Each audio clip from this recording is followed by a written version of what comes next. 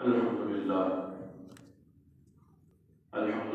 نحمده ونستعينه ونستغفره ونؤمن به ونتوكل عليه ونعوذ بالله من شرور أنفسنا ومن سيئات أعمالنا من يهده الله فلا مضل له ومن يضلل فلا هادي له ونشهد أن لا إله إلا الله وحده لا شريك له ونشهد أن سيدنا وحبيبنا ومولانا محمدا عبده ورسوله صلى الله تعالى عليه وعلى آله وصحبه وبارك وسلم تسليما كثيرا أما بعد فأعوذ بالله من الشيطان الرجيم بسم الله الرحمن الرحيم إن مثل عيسى عند الله كمثل آدم خلقه من تراب ثم قال له كن فيكون الحق من ربك فلا تكن من الممترين وقال الله تعالى أيضا ما كان لله أن يتخذ من ولد سبحانه إذا قضى أمرا فإنما يقول له كن فيكون صدق الله العظيم وصدق رسوله النبي الكريم ونحن على ذلك لمن الشاهدين والشاكرين والحمد لله رب العالمين. اللهم صل على محمد وعلى آل محمد كما صليت على إبراهيم وعلى آل إبراهيم إنك حميد مجيد.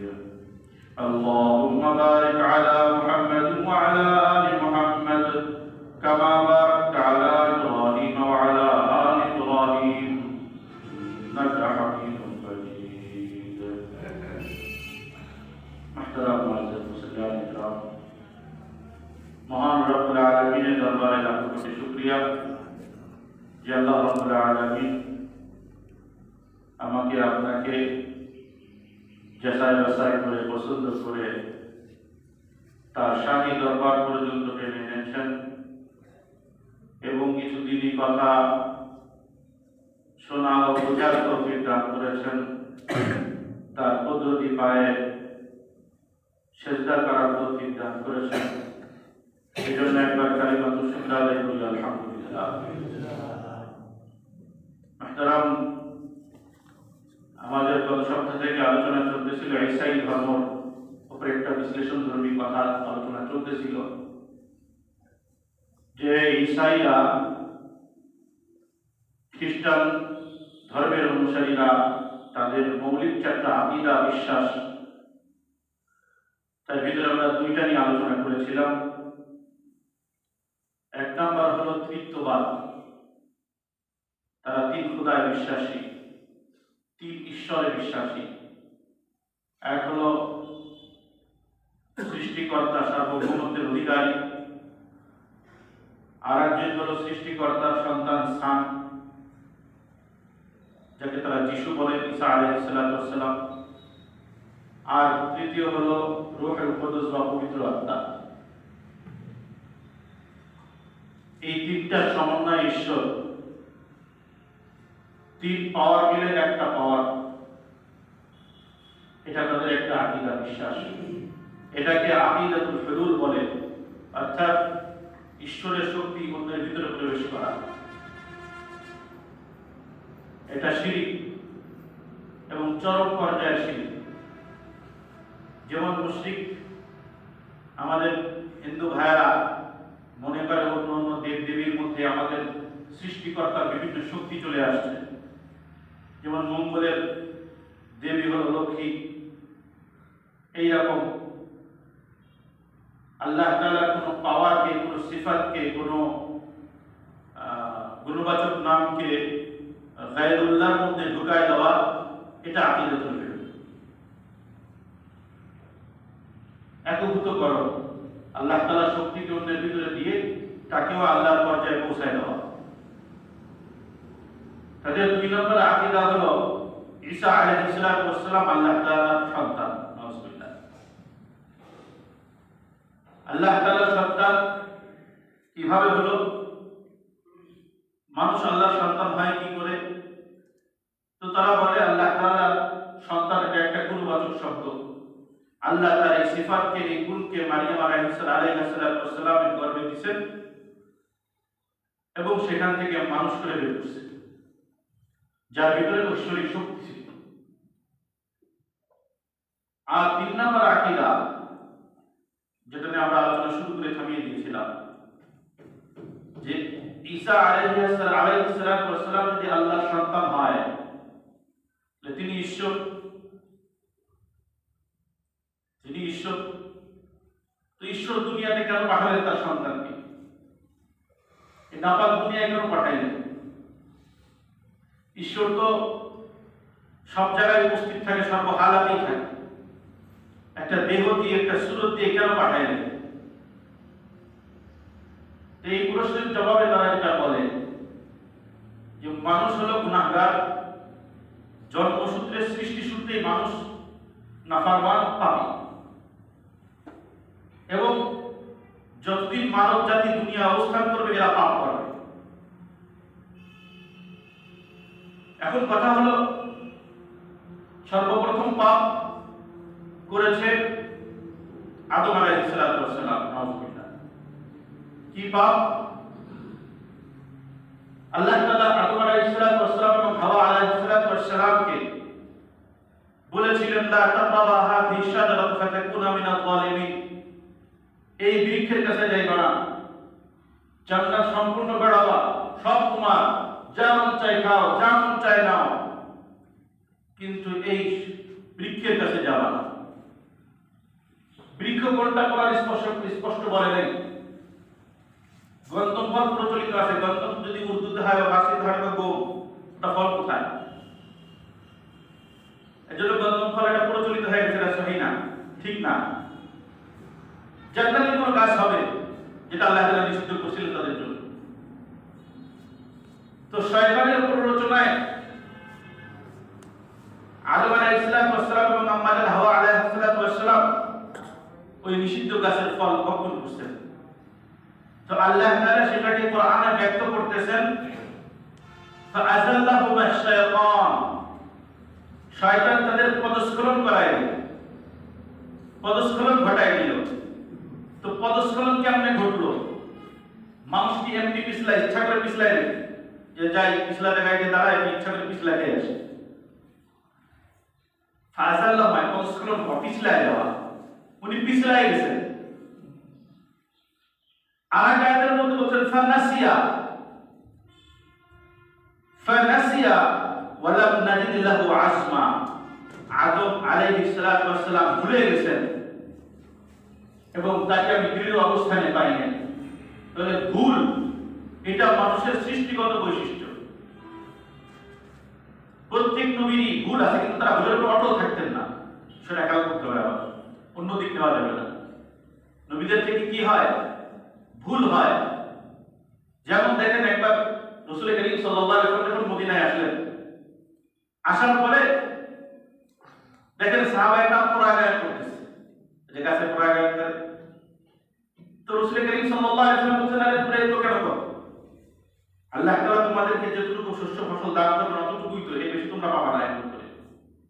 তো রাসূলের কথা শুনে সাহাবায়ে কেরাম কাজ করা ছেড়ে দিলেন, কারণ মদিনার সাহাবায়ে কেরাম তো চাষী ছিল, চাষবাস করে খাইত। তো পরের বার ফসল কম আসে, তো বলছি, ইয়া রাসূলুল্লাহ, আপনি নিষেধ করছিলেন পরাগায়ন করতে, আমরা তো পরাগায়ন বছর করি নাই, ফসল হয় নাই। তো রাসূল বলছেন, দেখো আমি দুনিয়ার কোনো বিষয় নিয়ে নাজিল হই নাই, আমার দুনিয়ার বিষয়ে আমার অভিজ্ঞতা কম। তো এটা রাসূলের একটা ভুল কথা ছিল, সেটা রাসূল অপূর্ণ করলেন। নবীদের থেকে পদস্খলন হয়, ভুল হতে পারে, সেই ভুলটা ওহীর মাধ্যমে শুধরাই দেওয়া হয়। কিন্তু দ্বীন প্রচারে, দ্বীনের মেহনতে, দ্বীনের ইলম দেওয়ার ক্ষেত্রে রাসূল নবীদের কোনো ভুল নেই। খেয়াল করতে হবে, তখন এটা খেয়ানত হয়ে যাবে, তখন কোরআন মিথ্যা হয়ে যাবে। তো বলতেছে ফানাসিয়া, আদম ভুলে গেছে, আদম ভুলে গেছে। তাহলে আল্লাহ তাআলা বিষয়টাকে ভুল বলে আখ্যা দিচ্ছেন কোরআনে। আর আমাদের খ্রিস্টান ভাইরা বলতেছে যে আদম শুরুতেই, জীবনের শুরুতেই কি করছে? পাপ করছে। এই পাপ কিয়ামত পর্যন্ত আর কখনো ধুবে না। বনি আদম পাপ করতেই থাকবে, করতেই থাকবে, করতেই থাকবে। এখন আল্লাহ তাআলার ইনসাফের দাবি হলো যে বনি আদমকে ধ্বংস করে দাও, কারণ এরা পাপ। বনি আদমকে ধ্বংস করে দাও, এরা পাপী। আর রাহমাতের তাকাজা আর রাহমাতের দাবি হলো যে আমার মহব্বতের সৃষ্টি, এদেরকে ধ্বংস করবো কি করে? তো আল্লাহ তাআলা দোটানায় পড়ে গেলেন। নাউজুবিল্লাহ। আল্লাহ তাআলা ঈশ্বর, তাদের ভাষায় ঈশ্বর দোটানায় পড়ে গেলেন। ইনসাফ কায়েম করব নাকি রহমত করব? যদি দয়া করি ইনসাফ কায়েম হয় না, আর আল্লাহ তাআলা ইনসাফ কায়েম। আর যদি ইনসাফ কায়েম করি তো আমার দয়া সিফাত, দয়া নামক সিফাত কোথায়? তো আল্লাহ তাআলা একটা কৌশল করলেন। আল্লাহ তাআলা তার সন্তানকে এই দুনিয়ায় পাঠাইলেন। নাউজুবিল্লাহ। তার সন্তানকে এই দুনিয়ায় পাঠিয়ে সন্তানকে এই পুরা বনি আদমের মানব জাতির সমস্ত গুনাহ কাফারা স্বরূপ এই দুনিয়াতে শাস্তি দিয়ে তাকে হত্যা করা হয়। তো খতরনাক একটা কথা। এক তো কোরআনের ভাষ্যের মধ্যে তিনি নিহত হন নাই, তিনি এখনো বেঁচে আছেন। কিন্তু অন্য দিক থেকে খেয়াল করে দেখলে বলতে হয় যে তোমরা এমন এক ঈশ্বরকে মানতেছো, এমন এক নবীকে মানতেছো যে নবী তোমাদের গুনাহকে বহন করতেছে। তো এখন আপনার অপরাধের জামিন যদি আমি হই, তাহলে এই অপরাধটা আমার উপরে বর্তাবে না? এই শাস্তিটা আমার উপরে বর্তাবে না? তাহলে তোমরা তোমাদের ঈশ্বরকে, তোমাদের যিশুকে কোথায় পাঠাইছো? কোথায় দিচ্ছ? কেমন মহব্বত নবীর প্রতি, কেমন মহব্বত তোমার ঈশ্বরের প্রতি যে তুমি ঈশ্বরকে তোমার সমস্ত গুনাহগুলো দিয়ে দিতেছ। এবার আসলে দ্বিতীয় কথা, যেহেতু তাদের ধর্মীয় একটা বিশ্বাস যত অপকর্ম করবে, বান্দা যত অপকর্ম করবে, এই অপকর্মের কোন গুনাহ তার মাথার উপরে আসবে না। কোথায় যাবে? ঈসা আলাইহিস সালাম তাদের ভাষণ মধ্যে যিশুর উপরে।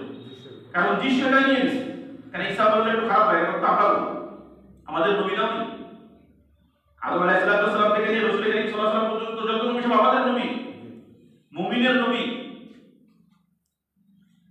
তো যিশু সব অপরাধ বহন করতেছে। তো এই বিশ্বাস যখন তার ভিতরে বসে গেছে যে আমি যতই অপকর্ম করি না কেন কোনো সমস্যা নাই, কারণ আমার পাপ তো সব ধুয়ে গেছে যিশুর সাথে। তো বলেন তো ওই ব্যক্তির থেকে আর ভালো কিছু আশা করা যায়?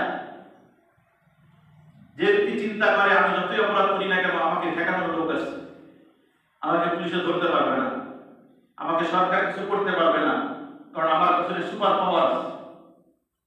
তো বলেন তো ওই ব্যক্তির অপরাধকে ঠেকানো সম্ভব?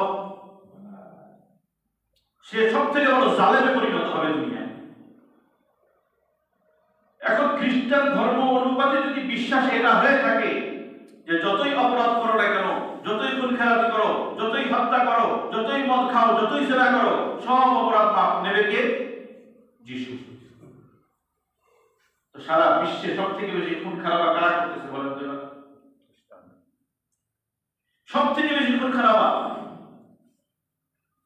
তাদের বিশ্বাস খ্রিস্টান হইলেই তার গুনাহ মাফ। একটা কিতাব লিখছে, তারা একটা কিতাব লিখছে তরিকুল জান্নাতি লিল মুজলিমিন। তরিকুল জান্নাতি লিল মুজলিমিন, গুনাহগারদের জান্নাতে যাওয়ার পথ, মানে খ্রিস্টান ধর্ম। গুনাহগার হয়ে যদি জান্নাতে যাইতে চাও তাহলে খ্রিস্টান ধর্ম অবলম্বন করো। বইটা আমি পড়ি নাই, আমি ইন্টারনেট থেকে দেখলাম। খ্রিস্টান ধর্ম গ্রহণ করে কি করো? অথচ আল্লাহ তাআলা কি বলতেছেন? তাদের তৃতীয় বিশ্বাস ঈসা আলাইহিস সালামকে হত্যা করা হয়েছে, এবং এই হত্যাটা হয়েছে বনি আদমের মানব জাতির গুনাহকে বহন করার জন্য, বিশেষ করে ঈসাই। আল্লাহ তাআলা কি বলতেছেন? ওয়া ক্বালু ইন্না বাদালনাল মাসিহা ঈসা ইবনে মারইয়াম রাসূলুল্লাহ। তারা বলে আমরা তো ঈসা ইবনে মারিয়ামকে হত্যা করেছি, আল্লাহর রাসূল ঈসা ইবনে মারিয়ামকে আমরা হত্যা করেছি। আল্লাহ তার কথার জবাবে বলতেছেন, ওমা কাতালুহু ওয়া মা সালাবুহু ওয়ালাকিন শুববিহা লাহুম। কেননা তারা ঈসা আলাইহিস সালামকে হত্যাও করে নাই, শুলিতেও চড়াই নাই, বরং ওরা নিজেরাই ঘোরের মধ্যে পড়ে গেছে। ওরা নিজেরাই কি করছে? সন্দেহের মধ্যে পড়ে গেছে। এই সন্দেহের ঘটনা কি? সংক্ষিপ্ত করে বলি। সন্দেহের ঘটনা হলো, ঈসা আলাইহিস সালাম আসছে বনি ইসরায়েলের, উনি কিন্তু বনি ইসরায়েলের অন্তর্ভুক্ত না, কিন্তু নবী হয়ে আসছেন কিসের মধ্যে? ইহুদিদের ভিতরে, বনি ইসরায়েলের মধ্যে। তো বনি ইসরায়েলের বড় বড় পাদ্রীরা চিন্তা করলো, এই তো আমাদের ধর্মটা পরিবর্তন করে ফেলা গেছে, ব্যবসা সব শেষ। তখন তারা ইহুদি রাষ্ট্রপ্রধানদের কাছে অনুরোধ করলো, এই লোকটাকে যদি হত্যা করা না হয় তাহলে আপনার ক্ষমতাও শেষ। তো যাই হোক, মারের জারি হয়ে গেল। ঈসা আলাইহিস সালাম এক জায়গায় আত্মগোপন করলেন। আত্মগোপন করার পরে যখন শুনলেন তার এক সাথী বেঈমানি করলো, তার বিরুদ্ধে বেঈমানি করে ওনার ঠিকানা বলে দিল যে অমুক জায়গায় আছে। তো চারিদিক থেকে ওনাকে ঘিরে ফেলা হয়েছে। তো ঈসা আলাইহিস সালাম পরেশান হয়ে গেলেন। তো আল্লাহ তাআলা তাকে সান্ত্বনা দিচ্ছেন। সান্ত্বনার বাণী শোনা দরকার। وَإِذْ قَالَ اللَّهُ إِلَى عِيسَى وَإِذْ قَالَ اللَّهُ يَا عِيسَى إِنِّي مُتَوَفِّيكَ وَرَافِعُكَ إِلَيَّ। ঈসা, ভয় করো না, তারা তোমার পর্যন্ত পৌঁছাইতেই পারবে না। চারিদিক থেকে ঘিরে ফেলা হয়েছে, উনি যে ঘরের ভিতরে আছেন। মানে আল্লাহ বলছেন তারা তোমার পর্যন্ত পৌঁছাইতেই পারবে না। ইন্নী মুতাওয়াফিকা, আমি তোমাকে নিয়ে নেব, ওয়া রাফিউকা ইলাইয়া, এবং আমার দিকে উঠায় নেব। রাফউন অর্থ উঠানো, আমার দিকে উঠায় নেব। ওয়া মুতাহহিরুকা মিনাল্লাযীনা কাফারু, এবং কাফেরদের থেকে তোমাকে আমি মুক্ত রাখবো, পবিত্র রাখবো। কারণ কাফেররা তোমার একটা চুল স্পর্শ করতে পারবে না, আমি মাওলা তোমাকে হেফাজত করব। এবার বর্ণনায় আল্লাহ তাআলা বলতেছেন, ওমা কাতালুহু ওয়া মা সালাবুহু ওয়ালাকিন শুববিহা লাহুম। তারা ঘিরে ধরছে, ঘিরে ধরে 8 জন নির্বাচিত হয়েছে। কয়জন? 8 জন। 8 জন নির্বাচিত হয়েছে ওই ঘরের ভিতরে ঢুকে ঈসা আলাইহিস সালামকে হত্যা করতে। 8 জন ঢুকছে। আল্লাহ তাআলা আগে থেকেই জানাচ্ছেন, ইন্নী মুতাওয়াফিকা ওয়া রাফিউকা ইলাইয়া, যে তারা ঢুকতে ঢুকতে আমি তোমাকে উঠায় নেব। আল্লাহ তাআলা ফেরেশতাদের মাধ্যমে ঈসা আলাইহিস সালামকে উঠায় নিলেন। আর খুব জোশ নিয়ে একজন আগে ঢুকে গেছে ঘরের ভিতরে, ঢুকে দেখে ঘরে কেউ নাই। এরপরে বাকি কয়েকজন ঢুকছে, ঢুকে দেখে ঈসা দাঁড়ায় আছে। খেয়াল করছেন তো কথাটা? জোশ নিয়ে একজন আগে ঢুকে গেছে, ঢুকে দেখে ঈসা নাই। বাকি 7 জন যখন ভিতরে ঢুকছে দেখে ঈসা দাঁড়ায় আছে। আল্লাহ তাআলা ওয়ালাকিন শুববিহা লাহুম, তো তারা দ্বিধার মধ্যে পড়ে গেছে যে ঘটনা কি। তো জোশের মাথায় আগে হত্যা করছে, চুলিতে চড়াইছে, চুলিতে চড়ায় হত্যা করছে। হত্যা করে যখন বের হচ্ছে ওই ঘর থেকে, তখন একে অপরকে বলতেছে, কিরে আমরা তো 8 জন আসলাম, আর একজন কই? খেয়াল করছে তো কথা? তারা নিজেরা আলোচনা করতেছে, আমরা 8 জন আসলাম, আর একজন কোথায়? আমরা ঈসাকে মারছি তো? বলছে হ্যাঁ, ঈসাকেই তো মারতেছি, তাই তো দেখলাম। তাহলে আর একজন কোথায়? ওয়ালাকিন শুববিহা লাহুম, আল্লাহ তাআলা এখানে কথা বলতেছে, ওয়ালাকিন শুববিহা লাহুম, বরং তাদের কাছে প্যাচ লেগে গেছে, তারা ঘরের মধ্যে পড়ে গেছে। কাকে মারলাম? আমাদের আর একজন কোথায় গেল? যদি ঈসাকে মারি তো আমাদের একজন কই? আর আমাদের একজন যদি এটা হয়ে থাকে তাহলে ঈসা কোথায়? তো আল্লাহ তাআলা ওই কথাটাই সুন্দর করে কোরআনে মাত্র 2টা শব্দ দিয়ে বলে দিয়েছেন, ওমা কাতালুহু ওয়া মা সালাবুহু ওয়ালাকিন শুববিহা লাহুম, যে তারা ঈসা আলাইহিস সালামকে হত্যাও করে নাই, শুরুতেও চড়াই নাই, বরং তারা ঘরের মধ্যে পড়ে গেছে, সন্দেহের মধ্যে পড়ে গেছে যে কি হইল। ঈসা কোথায়? যদি সে ঈসা হয় তাহলে আমাদের সাথী কোথায়? তো আল্লাহ তাআলা বলতেছেন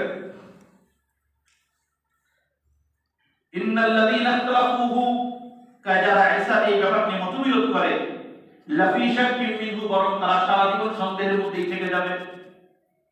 আয়াতের এই ব্যাখ্যাটা বোঝাচ্ছে একটু পরে। যারা ঈসার এই হত্যা নিয়ে মতবিরোধ করে তারা সন্দেহের মধ্যেই থাকবে।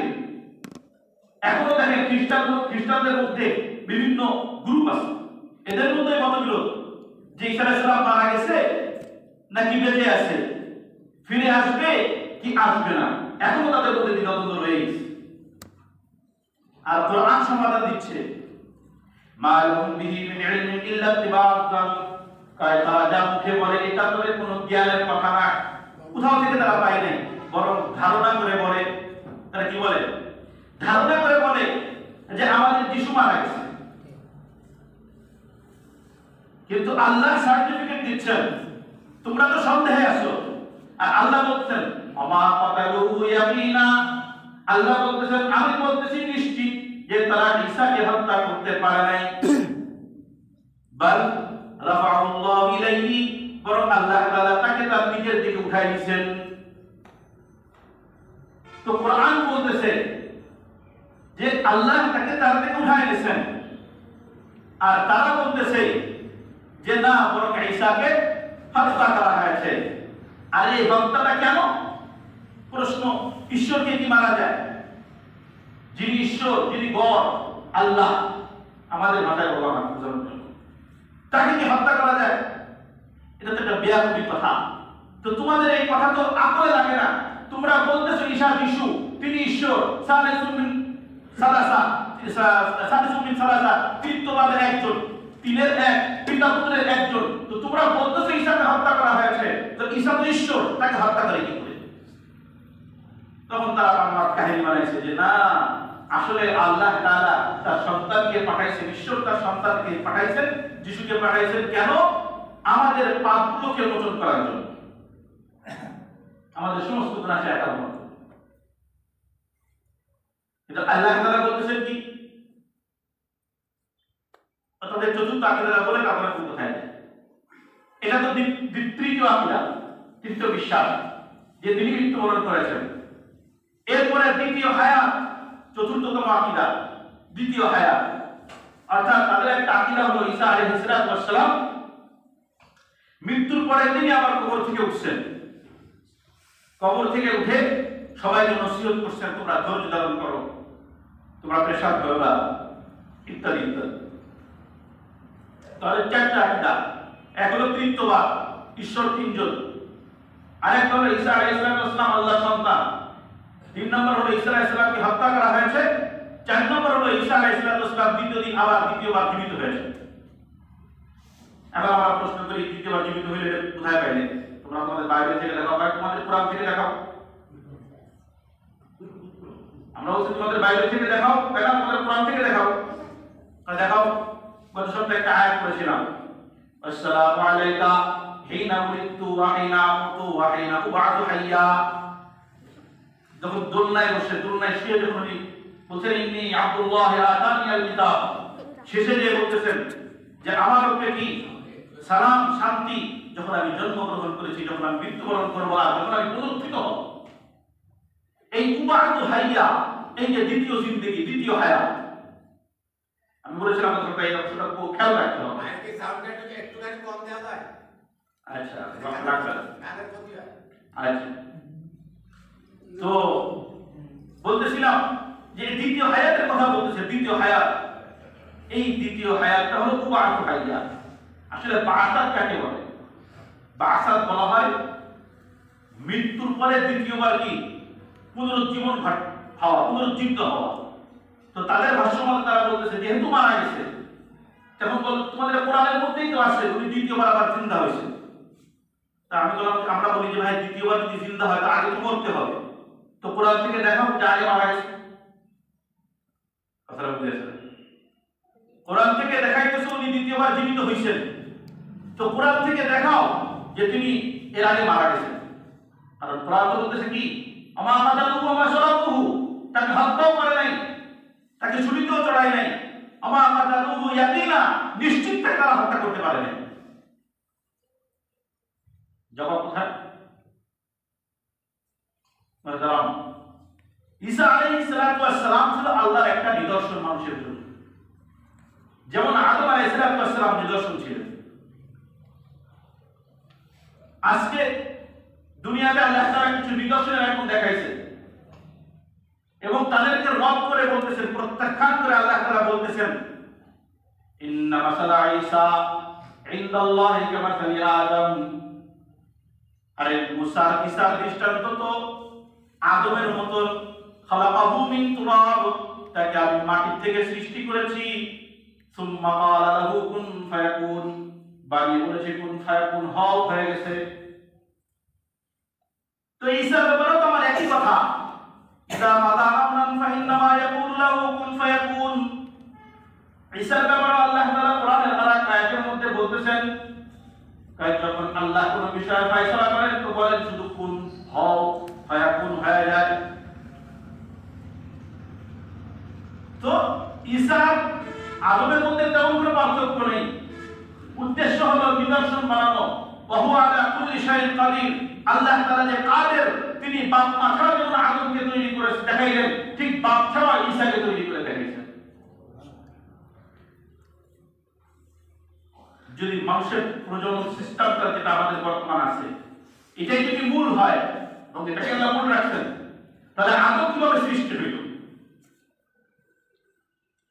বাপ ছাড়া যদি ঈসা তৈরি হয়ে থাকে, বাপ ছাড়া যদি ঈসা আলাইহিস সালাম তৈরি হওয়ার কারণে ঈশ্বরের সন্তান হয়, তাহলে প্রশ্ন হলো আদম কার সন্তান?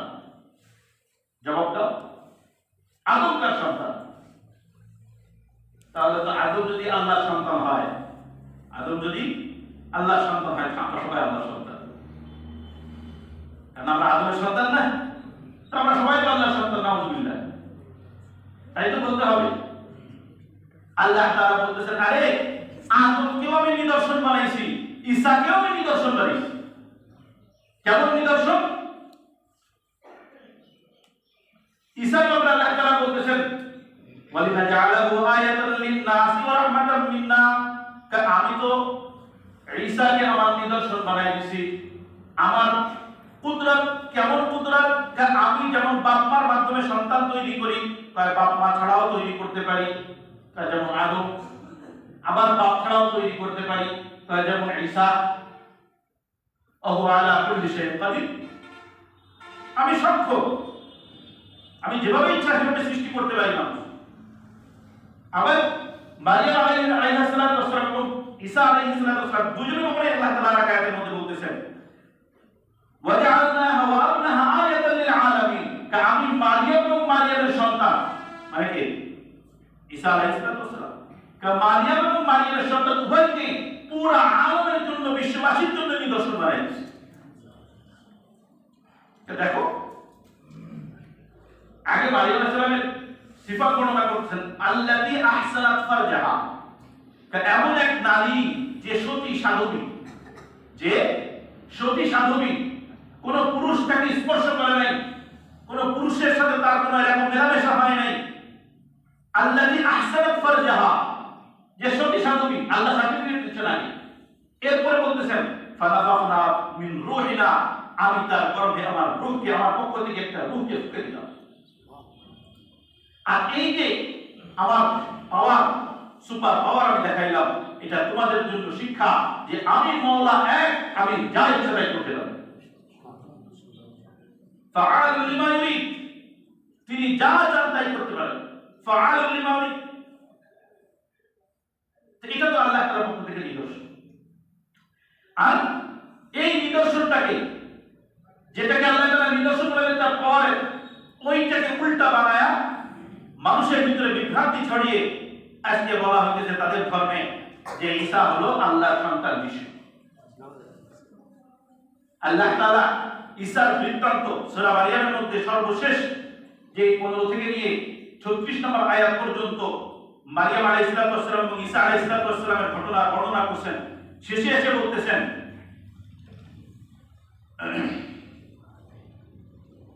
শেষে এসে এবার বর্ণনা দিচ্ছেন, মা কানা লিল্লাহি আন নাত্তাখিযা মিন ওয়ালাদিন সুবহানাহু, কারণ আল্লাহর জন্য এটা শোভনীয় নয় যে তিনি সন্তান গ্রহণ করবেন। তিনি তো সন্তান গ্রহণ করা থেকে কত পবিত্র। লাম ইয়ালিদ ওয়া লাম ইউলাদ, সে কাউকে জন্ম দেয় নাই, তাকেও কেউ জন্ম দেয় নাই। সে কাউকে জন্ম দেয় নাই, তাকেও কেউ জন্ম দেয় নাই। তো এই আয়াত লাম ইয়ালিদ ওয়া লাম ইউলাদ, এটা তো তাওরাতে ছিল, জবুরে ছিল, ইনজিলে ছিল। সূরা ইখলাস, এটা তাওরাত, জবুর, ইনজিল সব জায়গায় ছিল। আল্লাহ একত্ববাদের ঘোষণা দিয়েছে, আল্লাহ অমুখমিক্ষিতার ঘোষণা দিয়েছে, আল্লাহ একক হওয়ার ঘোষণা, কুল হুয়াল্লাহু আহাদ, আল্লাহ অমুখমিক্ষিতার ঘোষণা, আল্লাহুস সামাদ, তিনি অমুখাপেক্ষী, বরং সবাই তার মুখাপেক্ষী। সমাজ অর্থ শুধু অমুখাপেক্ষী না, এমন অমুখাপেক্ষী যে সবাই তার মুখাপেক্ষী।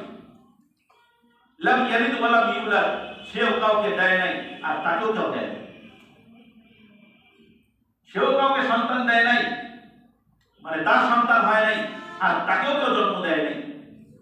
ওয়ালাম ইয়াকুল লাহু কুফুয়ান আহাদ, এবং সে এমন এক সত্তা যার সমকক্ষ কেউ নেই। লাইসা কামিসলিহি শাই, তার সমকক্ষ কেউ নেই। এটা তো তোমাদের কাছেও আছে, তাওরাত, জবুর, ইনজিল সব জায়গায় ছিল। তো ইহুদি তোমরা কেন বলতেছো উযাইর ইবনুল্লাহ, উযাইর আল্লাহর সন্তান? আরে খ্রিস্টান তোমরা কেন বলতেছো ঈসা ইবনুল্লাহ, ঈসা কি আল্লাহর সন্তান? তো আল্লাহ তাআলা বলে দিলেন যে না না না, আমার সান্না সন্তান গ্রহণ করা।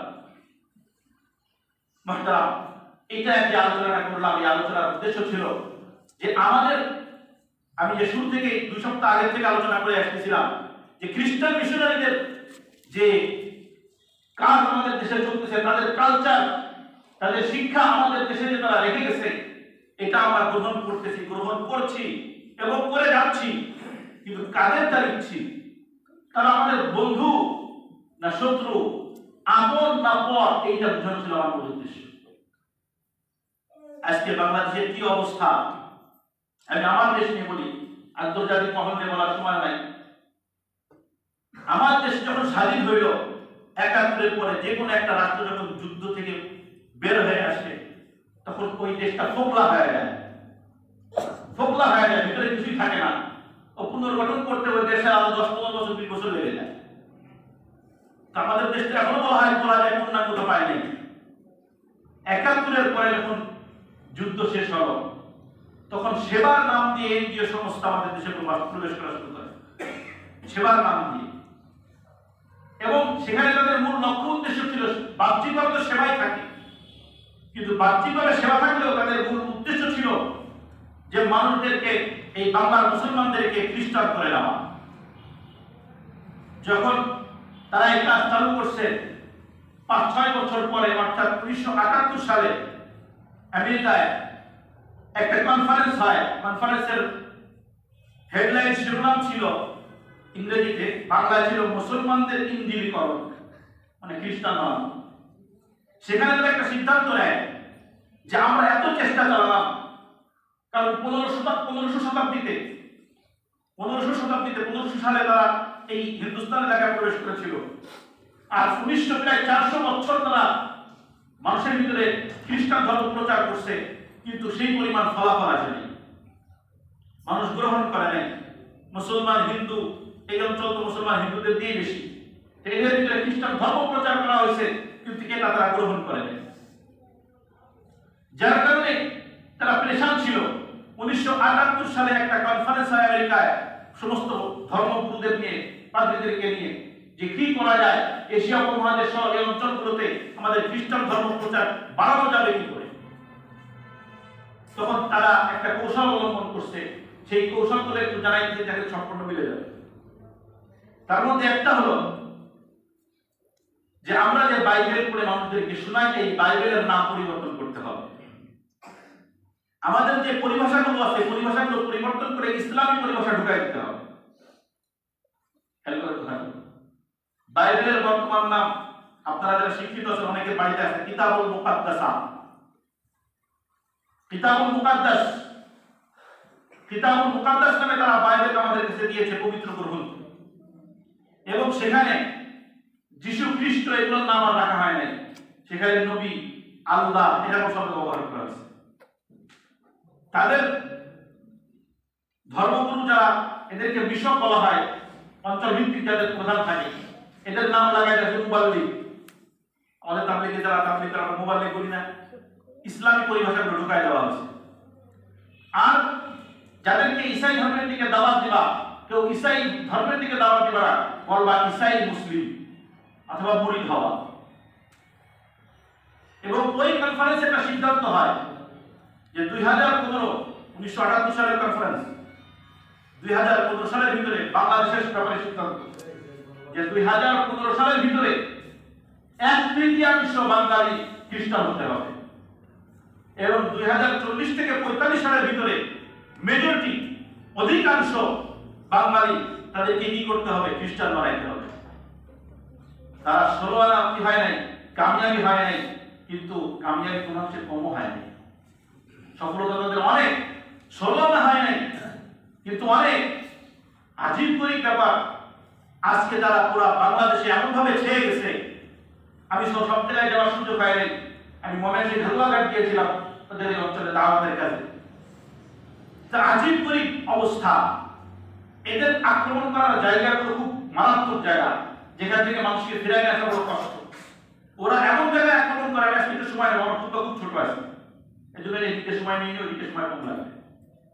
তো এদের টার্গেট থাকে হলো অভাবী, সমাজের চোখে যারা নিচু, যাদের সমাজে কোনো নাম নাই, কাম নাই, এদের এরা টার্গেট করে। পার্বত্য অঞ্চল, সীমান্ত অঞ্চল, যাদের খোঁজখবর সরকার নিতে পারে না ঠিক মতো, এরা এই দেশের মধ্যে সে দ্বিতীয় মাঝে মধ্যে দ্বিধাদ্বন্দ্ব লেগে যায়। এরকম অঞ্চলগুলোকে তারা টার্গেট করে তাদেরকে দাওয়াত দেয়। আবার দাওয়াত দিলে তো শুনবে না, কারণ তারা তো আজকাল মাহফিল শুনে, মসজিদে ব্যবসায় কত কথা বলে। তো এরা এদেরকে টার্গেট করে 1 বছর, 2 বছর, 3 বছর। আব্দুল্লাহ জাহাঙ্গীর সাহেব রহমাতুল্লাহ আলাইহি, ডাক্তার আব্দুল্লাহ জাহাঙ্গীর সাহেব রহমাতুল্লাহ আলাইহি বললেন, আমি ওনার বয়ান নামাইছিলাম, তো উনি একটা সম্মেলনের মধ্যে বলতেছিলেন যে একজন ব্যক্তির পিছনে তাদের একজন মুবাল্লিগ 7-8 বছর সময় লাগে পরিপূর্ণ খ্রিস্টান না হওয়া পর্যন্ত। প্রথমে তাকে ইসাই মুসলিম বানানো হয়। দেখো কোরআনে মধ্যে ইসার কথা আছে, তোমরা যখন ঈসা ফিরে আসবে, তো যে ঈসা ফিরে আসবে, যে নবী ফিরে আসবে, তো তারে মানবা না, যে মরে গেছে তারে মানবা। আর মূর্খ মানুষ আর মানুষ কি বুঝবে? তোমাদের নবী তো বলে গেছে ঈসা আসবে, তাহলে আমরা ঈসার অপেক্ষা করি, চলো আমরা ঈসার কথা মানি, ঈসা কি বলে সেটা শুনি। এইভাবে আস্তে আস্তে আস্তে আস্তে আস্তে আস্তে এমন এক পর্যায়ে নিয়ে যায়, ডাক্তার আব্দুল্লাহ জাহাঙ্গীর সাহেব রহমাতুল্লাহ আলাইহি বলছেন, এমন একটা পর্যায়ে নিয়ে যায় যখন তাদেরকে ধর্মান্তরিত করা হয়, তখন তাকে কোরআন দেওয়া হয়, এই কোরআনটা পায়ের নিচেই রেখে ওই বরাবর দাঁড়িয়ে হিসাব করতে হবে কোরআনের উপরে। চলো, এটা কোন ধর্ম, কোন রুচিশীল মানুষ এটা মানতে পারে না। একটা ধর্ম থেকে আর একটা ধর্ম পরিবর্তন করার এটা বৈধতা ধর্মও দেয়, রাষ্ট্রও দেয়, যে আপনি একটা ধর্ম থেকে আর একটা ধর্মে যেতে পারেন। কিন্তু আমার ধর্মে আসতে হলে তোমার ধর্মের সম্মানকে অপমান করতে হবে, তোমার ধর্মকে অপমান করতে হবে, এই কথা কোনো ধর্ম, কোনো রাষ্ট্র দেয়, কোনো মানবতাও কেন বলতে পারে না। আমাদের হাতে অনেক হিন্দু ভাই কি হয়, মুসলমান হয় না, ওরা ভাই কাছে মুসলমান হয়। তো এরকম নদীর কোন বিধর্মী ভাই দেখাইতে পারবে যে তোমরা অমুক জায়গায় জোরপূর্বক মুসলমান বানাইছো, আর মুসলমান হওয়ার সময় আমাদের বেদ, গীতা অথবা বাইবেল পায়ের নিচে দিছো অথবা পুরাই দিয়ে বলছো কি যে এবার তুমি আমাদের ইসলাম গ্রহণ করো, ওটা রাখলাম। সারা বিশ্বে রসুলকে অপমান করা হইল, কোরআনকে অপমান করা হইল, কোন দেশে একটা নজির দেখার মুসলমান তাদের ধর্মীয় কিতাবকে অপমান করছে অথবা তাদের যীশু খ্রিস্টের নামে গীবত করছে, কথা বলছে? এটাই তো সভ্যতা। এরপরেও যদি বলো যে না মুসলমানরা জঙ্গি, মুসলমানরা ধর্মান্ধ, এরপরেও যদি বলো যেটা ধর্মান্ধ হয়ে আমাদেরকে ধ্বংস করতে চায়, তাহলে এর থেকে বড় আফসোস আর কি থাকতে পারে? এরপরে সর্বশেষ এই খ্রিস্টান হওয়ার যে নিয়ম, ওই যে হলুদের পানিতে গোসল করানো, নদীতে নামানো ইত্যাদি ইত্যাদি করা, তাকে পরিপূর্ণরূপে খ্রিস্টান বানায় দেওয়া হচ্ছে। শুধু তাই না, আজীবনের একটা তথ্য দিয়ে আমরা আলোচনা বিশেষ করি। এটা তো শুধু ধর্মের উপরে আঘাত, স্বয়ং আমার বাংলাদেশ সার্বভৌমত্বের উপরে আঘাত। তারা তো আমাদের এই রাষ্ট্রের একটা অংশ, খাগড়াছড়ি, রাঙ্গামাটি, ওদিকে সিলেটের অংশ, যেটা মেঘালয়ের পাশে, আর মেঘালয় আপনার খাগড়াছড়ির ওই পাশে হলো মিজোরাম এলাকা। মিজোরাম এলাকায় আপনার খ্রিস্টানদের সংখ্যা 87%, হিন্দুরা মাত্র 3%, আর বাকি 10% অন্য ধর্ম। তা ইন্ডিয়ার ভিতরে সংখ্যালঘু হিন্দু সব থেকে কম। খ্রিস্টানদের দাওয়াত এমনভাবে সেখানে কাজ করছে হিন্দুদের মধ্যে। আর খাগড়াছড়ি রাঙ্গামাটির এই অঞ্চলটি বিশাল এলাকা সব খ্রিস্টানদের দখলে। খ্রিস্টানরা ওই জায়গাগুলো কিনে নিচ্ছে। আর বাংলাদেশের অন্য অঞ্চলে যেসব জায়গায় তারা খ্রিস্টান বানায়, স্বাভাবিক ওলামায়ে কেরাম শোনার সাথে সাথে দৌড় লাগে। আমরা যখন শুনলাম আমাদের পণ্ডিতে খ্রিস্টান হয়ে গেছে লোকজন, তো সাজিয়া আমাদের মোতামিম সাহেবের নেতৃত্বে আমরা দৌড় দিলাম। মারামারি করার জন্য না, আমরা এখানে মারামারি করতে যাইনি। আমরা দৌড়ে আগে তাদেরকে বুঝাই, যাই ভাই তুমি তো গুনাহ করলে তো একসময় জান্নাতে যাবা, তোমার ইমানের বদৌলতে। যদি ইমানহীন যদি তুমি কবরে চলে যাও, তো স্থায়ী জাহান্নামে হয়ে যাও। এই আফসোস ওলামায়ে কেরামের মধ্যে আছে। তো এরা একটা নতুন প্ল্যান করলো যে বাংলাদেশ থেকে যারা সম্পূর্ণরূপে ওই যে কুরআনের উপরে দাঁড়িয়ে যে খ্রিস্টান হওয়া, পরিপূর্ণ খ্রিস্টান হয়ে গেলে এদেরকে হিজরত করায় ওই খাগড়াছড়ি এলাকা নিয়ে চলে যায়। কেন? ওখানে কি আছে? 29/4/2019 অনলাইন সংস্করণ কালের কণ্ঠ, সেখানে একটা প্রতিবেদন ছাপা হয়েছিল জুম ল্যান্ড ষড়যন্ত্র। খোঁজ দিলে আপনারা পাবেন জুম ল্যান্ড ষড়যন্ত্র। তারা আমাদের বাংলাদেশ ভারতের এই সীমান্ত অঞ্চলে একটা আলাদা রাষ্ট্রের স্বপ্ন দেখছে, প্ল্যান করা হয়েছে, পতাকা করা হয়েছে, নীল পতাকা, গোল করে তারকা, মুদ্রার পরিকল্পনা, মুদ্রা কেমন হবে সেটার পরিকল্পনা করা হয়েছে। ওইদিকে মিজোরাম, এদিকে খাগড়াছড়ি রাঙ্গামাটি, ওদিকে মেঘালয়, এদিকে সিলেট, একটা রাষ্ট্রের পরিকল্পনা তাদের করা হয়েছে। তো তারা তো শুধু খ্রিস্টান বানাইতেছে না, বরং আমার দেশের সার্বভৌমত্বের উপর আঘাত আনতেছে। এর সব থেকে বড় নদী পূর্ব তিমুর, এটা ইন্দোনেশিয়া। পূর্ব তিমুরের ইতিহাস আপনারা শিক্ষিত মহোদয় সবাই জানেন যে ওখানে খ্রিস্টানদের দাওয়াতের কাজে আস্তে আস্তে সবাই খ্রিস্টান হয়েছে। ফলাফল কি? হঠাৎ জাতিসংঘ দাঁড়ায় গেছে যে ওখানে খ্রিস্টান আছে, ওখানে কি বলে এটাকে গণভোট হবে, গণভোটের মাধ্যমে যদি তারা স্বাধীন হতে চায় তো তাদেরকে স্বাধীন করে দিতে হবে, আলাদা খ্রিস্টান রাষ্ট্র করতে হবে। সারা বিশ্বের মুসলমানরা বিরোধিতা করছে, শোনে নাই। ভোট হয়েছে 51% ভোট, মাত্র 51% ভোট। যদি এই ভোট নিয়ে কি লোকাল আছে, কালাম আছে, 51% ভোটের মাধ্যমে পূর্ব তিমুরকে আলাদা করে একটা খ্রিস্টান রাষ্ট্র করে দেওয়া হয়েছে। অথচ যখন হিন্দুস্তান ভাগ হয় তখন বার্মায় আমাদের যে আরাকান অঞ্চল, এই অঞ্চল বাংলাদেশের সাথে থাকবে কি আরাকানে বার্মার সাথে থাকবে, এটা নিয়ে মতবিরোধ তৈরি হয়ে গিয়েছিল। তখন একটা শর্তের উপরে ভিত্তি করে আরাকানকে ছেড়ে দেওয়া হয়েছিল যে 10 বছর পরে এখানে গণভোট হবে, গণভোটে যদি জিতে যায় যে তারা বাংলাদেশের সাথে, চট্টগ্রাম, ওখানে কথা আছে দেখা আছে চট্টগ্রাম, যে তারা চট্টগ্রামের সাথে যুক্তে চায় তো তারা গণভোটের মাধ্যমে চট্টগ্রামের সাথে জুড়ে যাবে। অন্যথায় ভোটে যদি না পারে, জিততে না পারে তো বার্মার সাথে থাকবে। 10 বছর তো কয়েকটা 10 বছর পার হয়ে গেছে, এখনো পর্যন্ত জাতিসংঘের কোনো নড়ে। এটা একটা। ইসরায়েল উড়ে এসে টুড়ে বসা ফিলিস্তিনিদের ঘরে বসে তাদেরকে বাড়ি থেকে বের করে দিচ্ছে। 2 দিন আগের সংবাদ 1007টা বাড়ি ভেঙে দিচ্ছে মুসলমানদের। এটা আমাদের অঞ্চল সরব। তো ইসরায়েলের জন্য তুমি লড়তেছো, খ্রিস্টানদের জন্য তুমি লড়তেছো, মুসলমানদের হাত কোথায়?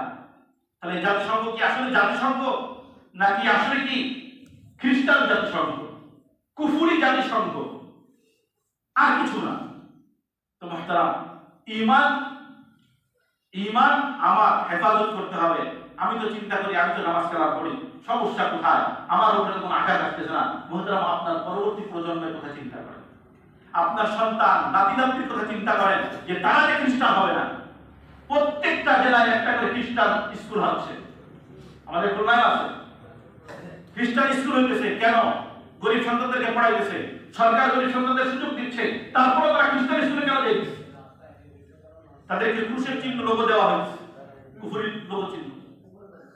তাদেরকে দুপুরে যখন খাওয়া হচ্ছে, টিফিনের ছুটি, সবাইকে এক জায়গায় বসায় বলে দোয়া করো পিতা পুত্রের নামে, দোয়া করো।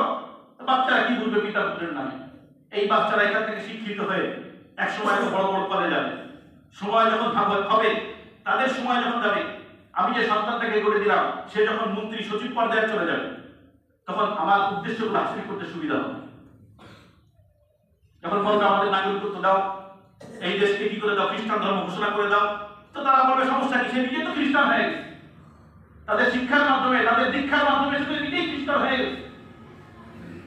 তো আমার সন্তানকে আমি কোথায় দিচ্ছি? আমার সন্তানের ভবিষ্যৎ কোথায়? আমি ঈমান নিয়ে কবরে যাবো, ঠিক আছে, আমার সন্তান কি ঈমান নিয়ে কবরে যেতে পারবে? আজকে এই ক্যাথলিক ধর্ম বিশ্বাসী যারা এরা আমাদের এই দেশকে সাত ভাগ করছে, 7টা প্রদেশ, ধর্ম প্রদেশ তারা ঘোষণা করে। এই 7টা ধর্ম প্রদেশে 7টা ধর্মগুলো ভীষণ বলা হয়। আর আমাদের এই অঞ্চলে খুলনার যে বিভাগ, এই বিভাগের মধ্যে তাদের যে একটা প্রদেশ, ধর্ম প্রদেশ, হলো সাতক্ষীরা, কাঠিন পরিষেবা, তাদের একটা মেন ঘাঁটি আসছিল সেই 1500 আমাদের বাংলাদেশে ঢুকছিল 1599 সালে। পর্তুগিজ খ্রিস্টান ব্যবসায়ী আসছে এবং যশোরে এসে সর্বপ্রথম তারা একটা গির্জা স্থাপন করে। এখন সেই গির্জা দাঁড়ায় আছে 1500 শতাব্দীতে শেষের অংশে। এরপরে দ্বিতীয় গির্জাটা হচ্ছে চট্টগ্রামে 1600 শতাব্দীর শুরুতে। তো তারা আসছিল ব্যবসায়ী হিসেবে, এসে খ্রিস্টান ধর্ম প্রচার করছে এবং দেশ দখল করছে, 200 বছর শাসন করছে। আমরা তারাই দিছি, তারা এখনো আছে, কিন্তু আগে ছিল ব্যবসায়ের নামে, এখন আছে সেবার নামে। শুধু এতটুকু পার্থক্য, আর কিছু না, আর কিছুই না। আগে আসলাম ব্যবসা করতে, এবার আসি সেবা করতে। সেবার নামে ইমাম ধ্বংস করবো। আগে ব্যবসা করে দেশ ধ্বংস করছি, দেশ দখল করছি, এবার সেবার নামে ইমাম ধ্বংস করবো। আল্লাহ তাআলা আমাকে আপনাকে বোঝার তৌফিক দান করুন। আমাদের মুসলমানদের আল্লাহ তাআলা হেফাজত করুক, আমাদের ইমানের হেফাজত করুক। মুহতারাম, আমার সন্তানদের জন্য ভালো থাকে, আমার ভবিষ্যৎ প্রজন্ম যেন ইমানের সাথে ইমানের সাথে কবর পর্যন্ত পৌঁছাইতে পারে, এটাই আমাদের আকাঙ্ক্ষা। এই ধরনের ষড়যন্ত্র আমরা আপনার পাশে হইতেছে, আমরা বুঝতেছি। আমাদের সজাগ দৃষ্টি রাখতে হবে। আমার কাছে কিতাব আসতেছে, কি কিতাব আমি জানি না, কিতাবুল মুকাদ্দাস নাম দেখলেন, পড়া শুরু করে দিলেন।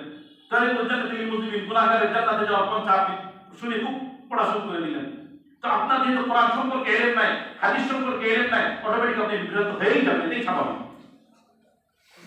এই জন্য আমি বারবার বলি, যখনই আপনার কাছে নতুন কিছু মনে হয়, আগে উলামা একরামের সাথে কথা বলেন। উলামা একরাম হলো জাতির রাহবার, পথ দেখানোওয়ালা। তো আগে উলামা একরামের সাথে, হুজুর একটা বই পাইছি, আমাকে একজন দিছে, দেখেন যে বইটা পড়া যায় কিনা, আমাকে একজন দাওয়াত দিছে, এই কথা বলতেছে, দেখেন এটা করা যায় কিনা। আল্লাহ তাআলা আমাদের সকলকে তৌফিক দান করুন।